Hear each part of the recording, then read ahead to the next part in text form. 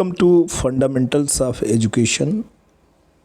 दोस्तों, fundamentals of education channel के तहत आज हम बात करने जा रहे हैं राष्ट्रपिता महात्मा गांधी के अनुसार बुनियादी शिक्षा का स्वरूप और परिकल्पना दोस्तों क्या है। दोस्तों, गांधी जी जो कि देश के राष्ट्रपिता थे, लोग उनके प्रति श्रद्धा और आस्था पूरे देश में लोग हृदय से महात्मा गांधी से जुड़े थे। उनकी आस्था जुड़ी थी, उनकी श्रद्धा जुड़ी थी और उसका कारण दोस्तों ये था कि गांधी जी का जो व्यक्तित्व था वो बहुत ही विशाल और अद्वितीय व्यक्तित्व के महात्मा गांधी दोस्तों स्वामी थे। उनके अंदर का जो नेतृत्व था वो विश्वव्यापी था।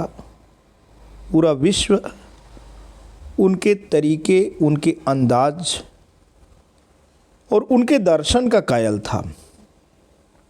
महात्मा गांधी का ये मानना था कि शिक्षा का जो स्वरूप हो वो केवल पुस्तकीय और केवल साक्षरता तक सीमित ना हो। प्रत्येक बच्चा अद्वितीय है, प्रत्येक बच्चा अलग वजूद और शख्सियत लेके आया है। उसमें कला, कौशल और कार्य करने का तरीका सभी बच्चों में अलग है। तो शिक्षा की जो प्रणाली हो, बुनियादी शिक्षा की हम बात कर रहे हैं, शिक्षा की जो प्रणाली हो वो बच्चे का जो हुनर है, जो उसके अंदर कार्य करने का एक अद्वितीय कौशल या तरीका है, उसको ढूंढा जाए, उसको खोजा जाए, उसको बच्चे को सुअवसर दिए जाए, स्वतंत्रता दिया जाए, ताकि बच्चे के अंदर ये जो खूबसूरती है, जो उसका कला कौशल और विशेषता है, उसके व्यवहार में प्रतिबिंबित हो और शिक्षक उसी व्यवहार को मोटिवेट करके किसी न किसी प्रोफेशन से जोड़ दे। आखिरकार बच्चे को वयस्क होने के बाद इसी समाज में एडजस्ट होना है, इसी समाज में अपना समायोजन करने हैं और समायोजन करने का जो तरीका है वो अर्थ केंद्रित है। बच्चा समाज में जन्मता है और सामाजिक कला कौशल से जुड़ता है, और अगर उसके व्यक्तित्व और शख्सियत में कुछ ऐसे उपयोगी गुण हैं जो समाज के काम आ सकते हैं, यानी उनको सीखने के बाद बच्चा कुछ अर्थोपार्जन कर सकता है, तो वो अपने पैर पे खड़ा हो सकता है। वो परिवार के लिए बोझ भी नहीं रहेगा, उसका मन भी खुश रहेगा और समाज को भी अपने शख्सियत और वजूद से कुछ दे सकेगा। एक प्रकार से बच्चे का व्यक्तित्व का न केवल विकास शिक्षा करेगी, बल्कि सामाजिक उन्नयन का रास्ता भी तैयार होगा। ऐसे बच्चे न खुद के लिए और ना ही समाज के लिए, ऐसे बच्चों का तात्पर्य ऐसे बच्चे जो कि बुनियादी शिक्षा से ओतप्रोत हैं, वो खुद तो प्रेरित रहेंगे, समाज के भी काम आएंगे। आज दोस्तों हम महात्मा गांधी का संक्षिप्त जीवन परिचय जानेंगे, उनका संक्षिप्त जीवन दर्शन जानेंगे और हरिजन नामक जो पुस्तक है, जिसको महात्मा गांधी ने दोस्तों हरिजन पत्र निकलता था और बाद में उनके कुछ लेखों का यहाँ पे संकलन किया गया है, उसमें बुनियादी शिक्षा का क्या स्वरूप है, हम उसके भी विषय में प्रकाश डालेंगे, उसके विषय में भी हम बातें करेंगे। दोस्तों, अगर आप चैनल पर नए हैं, पहली बार विज़िट कर रहे हैं, तो प्लीज़ लाइक, शेयर और सब्सक्राइब कर लें। ये चैनल ज़रूर शिक्षा विषयक आपकी अवधारणा को स्पष्ट करेगा, ऐसा मेरा विश्वास है, ऐसा मेरा मानना है। तो दोस्तों, आपको थोड़ी देर कहीं नहीं जाने हैं, चैनल पे अपना अमूल्य समय देने हैं। 2-4-6 मिनट अगर आप देते हैं तो ज़रूर शिक्षा विषयक बुनियादी शिक्षा की जो महात्मा गांधी की विचारधारा है उस पर हम प्रकाश डाल पाएंगे। इसके लिए आपका सहयोग चंद मिनट का अपेक्षित है। कहीं नहीं जाना है, आते हैं, हम शुरू करते हैं कि बुनियादी शिक्षा से पहले महात्मा गांधी का जीवन परिचय क्या है। महात्मा गांधी का जीवन परिचय हम बात कर रहे हैं। मोहनदास करमचंद गांधी, जिन्हें महात्मा गांधी के नाम से भी जाना जाता है, भारत एवं भारतीय स्वतंत्रता आंदोलन के एक प्रमुख राजनैतिक एवं आध्यात्मिक नेता थे। जन्म की तारीख और समय 2 अक्टूबर 1869, पोरबंदर जिला, गुजरात। हत्या की तारीख और जगह 30 जनवरी 1948, बिरला हाउस, नई दिल्ली। किसने हत्या किया ये भी आप जानते हैं, नाथूराम गोडसे। पत्नी कस्तूरबा गांधी,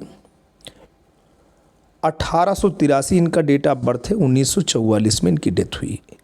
बच्चे हरिलाल मोहनदास गांधी, देवदास गांधी, मणिलाल गांधी, रामदास गांधी। शिक्षा दर्शन पे आते हैं। गांधी जी का जो उद्देश्य था, मुक्ति का उद्देश्य था। गांधी जी का आदर्श सा विद्या या विमुक्ति, विद्या वह है, ज्ञान वह है जो हमें मुक्ति के रास्ते पर ले जाती है, अर्थात शिक्षा ही हमें समस्त बंधनों से मुक्ति दिलाती है। अतः गांधी जी शिक्षा के द्वारा आत्म विकास के लिए आध्यात्मिक स्वतंत्रता देना चाहते थे। शिक्षा के सर्वोच्च उद्देश्य के अंतर्गत वे सत्य और अथवा ईश्वर की प्राप्ति पर बल देते थे। अतः मनुष्य का अंतिम एवं सर्वोच्च उद्देश्य आत्मानुभूति करना है। तो दोस्तों, मनुष्य का जो अंतिम उद्देश्य है वो सेल्फ रियलाइजेशन है, to seek and to find the God. भगवान की खोज है, भगवान को पाना है। सामाजिक उद्देश्य क्या है? गांधी जी केवल अंग्रेजी दास्ता से ही मुक्ति नहीं चाहते थे, वरन वे मानव का मानव के द्वारा शोषण की हर संभावना को समाप्त करना चाहते थे। इसके लिए वे ग्राम स्वराज की स्थापना करना चाहते थे। इस प्रकार महात्मा गांधी शिक्षा के द्वारा न केवल व्यक्ति वरन समाज एवं राष्ट्र की समस्त बुराइयों को समाप्त करना चाहते थे। तो ये तो दोस्तों शिक्षा विषयक गांधी जी की जो सोच थी, जो दर्शन था, वो हमने आपके सामने दोस्तों प्रस्तुत कर दिया। आगे चलते हैं। बुनियादी शिक्षा की विशेषताएं। बेसिक शिक्षा के पाठ्यक्रम की अवधि 7 वर्ष की है। 7 से 14 वर्ष के बालकों एवं बालिकाओं को निःशुल्क एवं अनिवार्य शिक्षा दी जाए, ऐसा गांधी जी का दोस्तों मानना था। शिक्षा का माध्यम मातृभाषा है। हिंदी भाषा का अध्ययन बालकों तथा बालिकाओं के लिए अनिवार्य है। ये मातृभाषा का मतलब हिंदी भाषा राष्ट्रभाषा, राजभाषा है, लेकिन मातृभाषा में ही शिक्षा दी जाए, ऐसी गांधी जी वकालत करते थे। संपूर्ण शिक्षा का संबंध आधारभूत शिल्प से होता है। चुने हुए शिल्प की शिक्षा देकर अच्छा शिल्पी बनाकर स्वावलंबी बनाया जाए। दोस्तों, ये क्राफ्ट जो एजुकेशन है, जो शिल्प शिक्षा है, वही गांधी जी की जो बुनियादी शिक्षा है उसका एक अभिन्न पहलू है, जिसके बारे में हम आगे बात करेंगे। शिल्प की शिक्षा इस प्रकार दी जाए कि बालक उसके सामाजिक एवं वैज्ञानिक महत्व को समझ सके। तो यहाँ महात्मा गांधी की बुनियादी शिक्षा का जो उदाहरण है पुस्तक से दोस्तों लिया गया है। यह कहानी बुनियादी शिक्षा के विषय में आपको बताने और आपके कंसेप्ट को क्लियर करने के लिए है। यद्यपि गांधी जी ने भारत में 1937 में बुनियादी शिक्षा की स्वीकृति दी, पर इसका प्रयोग वह दक्षिण अफ्रीका के फिनिक्स आश्रम और टॉलस्टॉय आश्रम में कर चुके थे। महात्मा गांधी भारत में शिक्षा की गुलामी का महत्वपूर्ण कारण तत्कालीन अंग्रेजी शिक्षा को मानते थे। वे भारत में एक ऐसी शिक्षा प्रणाली चाहते थे जो भारतीय को न सिर्फ गुलामी से मुक्ति दिलाए वरन कुछ रोजगार भी दे और श्रम, स्वावलंबन और स्वच्छता का पाठ पढ़ाए। तो दोस्तों, यहाँ पे गुलामी उस समय चूँकि अंग्रेज़ों के हाथ भारत देश गुलाम था, उस समय गुलामी से मुक्ति की बात हो रही थी, बल्कि यहाँ नौकरी की बात हो रही है। श्रम यानी लेबर, स्वावलंबन यानी अपने पैर पे खड़ा होना, और स्वच्छता यानी साफ सफाई का भी पाठ पढ़ाए, वही शिक्षा दी जानी चाहिए, ऐसी गांधी जी बात कहते थे। 22 अक्टूबर 1937 में अखिल भारतीय राष्ट्रीय शिक्षा सम्मेलन के सामने जब गांधी जी के राष्ट्रीय शिक्षा की रूपरेखा पहली बार रखी गई, तब उन्होंने इस शिक्षा की भूमिका को इस तरह वर्णन किया। प्राथमिक शिक्षा की अवधि 7 साल से कम नहीं होनी चाहिए और उसकी मर्यादा अंग्रेजी भाषा को छोड़कर मैट्रिक की योग्यता के साथ किसी पेशे की तालीम भी हो। तो यहाँ पे दोस्तों कह रहे हैं कि प्राइमरी एजुकेशन 7 ईयर्स होना चाहिए और उसकी जो मर्यादा हो अंग्रेजी भाषा को छोड़ करके मैट्रिक की योग्यता के साथ साथ किसी पेशे की तालीम भी हो। तो हाई स्कूल व्यक्ति पास हो और किसी पेशे में उसकी कुशलता हो, तालीम हो। गांधी जी द्वारा व्यक्त बुनियादी शिक्षा पद्धति की महत्ता स्पष्ट करते हुए मगन भाई देसाई लिखते हैं कि गांधी जी की बुनियादी शिक्षा के द्वारा भारत में पूरे राष्ट्रीय प्रश्न को हल करने का एक रास्ता सुझा रहे हैं, इसलिए उन्होंने इसे सर्वश्रेष्ठ कहा। यह पद्धति एक खास श्रद्धा, दृष्टि और उद्देश्य से रची गई है। इस पद्धति में सिर्फ प्राथमिक शिक्षा ही नहीं, पूरी शिक्षा व्यवस्था का पुनर्गठन का मार्ग वे सुझा रहे थे और इस माध्यम से देश व दुनिया के अहिंसक समाज रचना की राह दिखा रहे थे। उनकी रचनात्मक कार्यों में यह शिक्षा केंद्रीय सूर्य की तरह है। गांधी जी ने बुनियादी शिक्षा को जीवन भर के लिए शिक्षा माना था। शरीर और मन के विकास की भिन्न भिन्न अवस्थाओं को सामने रखते हुए शिक्षा प्रबंध की दृष्टि से मुख्यतः इसके 4 विभागों में विभक्त किए थे। पूर्व बुनियादी तालीम या 7 साल से छोटे बच्चों की शिक्षा, बुनियादी तालीम या 7 से 15 साल तक के बालक बालिकाओं की शिक्षा। तो बुनियादी जो तालीम है वो 7 से 15 साल के बच्चों की शिक्षा है दोस्तों। उत्तर बुनियादी तालीम या 15 से 18 साल तक के बालक और बालिकाओं की विश्वविद्यालय की शिक्षा और सयानों की तालीम या प्रौढ़ शिक्षा। तो दोस्तों यहाँ पे सबसे बड़ी बात है कि जो आराम तलब तौर तरीके हैं जो अंग्रेज़ी शिक्षा लोगों को सिखाती थी, उससे एकदम पृथक गांधी जी की शिक्षा थी। लोग ऐसा समझते हैं कि बुद्धि के विकास के साथ शरीर का कोई मेल नहीं है, पर शरीर को कसरत तो चाहिए ही, इसलिए उपयोग रहित कसरतों से उसे निभाने का मिथ्या प्रयोग होता है। पर चारों ओर से मुझे इस तरह के प्रमाण मिलते ही रहते हैं कि स्कूलों कॉलेजों से पास होकर जो विद्यार्थी निकलते हैं वे मेहनत मशक्क़त के काम में मज़दूरों की बराबरी नहीं कर सकते। ज़रा सी मेहनत की कि उनका माथा दुखने लगता है और धूप में घूमना पड़े तो चक्कर आने लगते हैं। यह स्थिति स्वाभाविक मानी जाती है। बिना जूते खेत में जैसे घास उग आती है, उसी तरह हृदय की वृत्तियाँ आप ही उगती और कुम्हलाती रहती हैं और यह स्थिति दयनीय माने जाने के बदले प्रशंसनीय मानी जाती है। ये गांधी जी का मानना था कि जो शिक्षा की उस समय की प्रणाली थी, जो आराम तलब प्रणाली थी, अंग्रेजी शिक्षा प्रणाली थी, वो कुछ इस तरीके से तस्वीर प्रस्तुत करती थी। इसके विपरीत यदि बचपन से बालकों के हृदय की वृत्तियों को ठीक तरह से मोड़ा जाए, उन्हें खेती, चरखा आदि उपयोगी कामों में लगाया जाए और जिस उद्योग द्वारा उनका शरीर खूब कसा जा सके, उस उद्योग की उपयोगिता और उसमें काम आने वाले औजारों वगैरह की बनावट आदि का ज्ञान उन्हें दे दिया जाए, तो उनकी बुद्धि का विकास सहज ही होता जाए और नित्य उसकी परीक्षा भी होती जाए।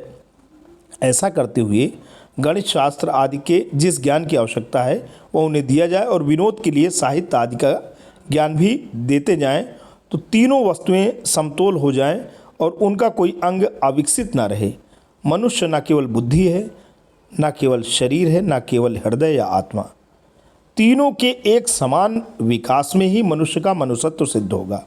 तो दोस्तों कितनी बड़ी बात गांधी जी कर रहे हैं कि मनुष्य केवल बौद्धिक सत्ता नहीं है, न केवल फिजिकल एंटिटी यानी शारीरिक सत्ता है, न केवल आत्मा या हृदय, यानी मनुष्य बुद्धि यानी मानसिक क्षमता का विकास व्यक्ति का हो, शारीरिक क्षमता का विकास हो और उसकी आत्मा का भी विकास हो। ऐसा व्यवसाय बच्चों के व्यक्तित्व के अनुरूप उसको दिया जाए।